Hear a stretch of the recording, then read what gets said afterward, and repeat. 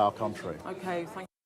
The Prime Minister there just moments ago, of course, that interview started by talking about the bills going up across the country. Let's discuss that now with Alfie Sterling, the Director of Insight and Policy at the Joseph Rowntree Foundation, and also Georgia Taylor, a personal finance expert. A very good morning to you both. Thanks for joining us and waiting patiently as the Prime Minister there was talking. Alfie, put into context the scale of bills going up and who it hits the most. I mean, it's really tough. And you put a lot of the numbers up on these monthly bills, rising by hundreds of pounds to the average. But these numbers actually exclude a lot of costs that are rising as well. Housing costs in particular, people's mortgages going up, people's rents. This is particularly painful for the lowest income families. We've got 7 million low income families in this country going without food, going without eating their home, going without adequate clothing. But it's also affecting average households as well. It looks like when you put the OBR's forecast into a model that uses government data, people are going to be £200 worse off at the average in about a year's time.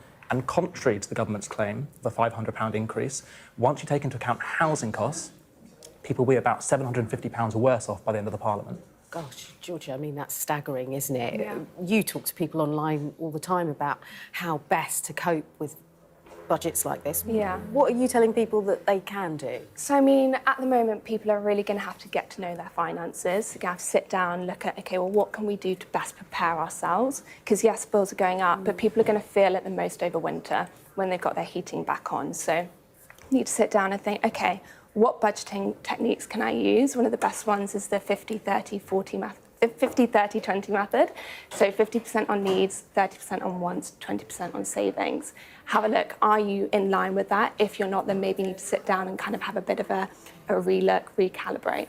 Alfie, in terms of those people who might not be worse off, is it fair to say that the living wage, for example, will boost those people earning it more than these costs, or the increase in the triple lock, the pensioners, for example, or do you disagree with that framing of things?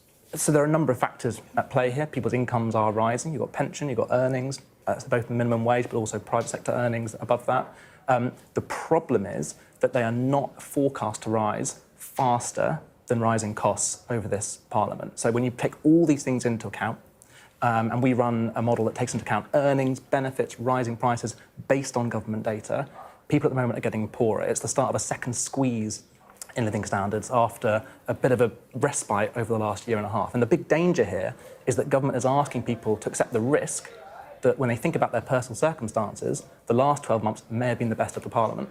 Oh, wow. Georgia, do people get in touch with you online and ask for financial help? And I wonder your thoughts about early years, primary school, you know, early days of secondary, to bring that kind of money talk to the classroom? Yeah, definitely. I have so many people reach out to me, and that's actually why I created my Instagram account. So I'm a financial advisor, it's my day job, but then I run my Instagram on the side, which is basically everything we should have been taught at schools in regards to finance. You know, it is on the curriculum, but the teachers just don't have time to teach it. Are you surprised by the amount of people that are lacking in financial education? Yeah, I meet so many people, and it's what you can see is, you know, relatively basic stuff. It's just people bury their head in the sands at the moment, especially when you see, you know, rising costs. The last thing people want to do is look at their bank statements. They just want to kind of forget about it. And that's what I'm finding time and time again. I'm having more and more people reach out to me asking for help, and, you know, sadly there's only a certain amount of people that I can help online. It needs to be a collective responsibility to try and teach people, you know, the money basics.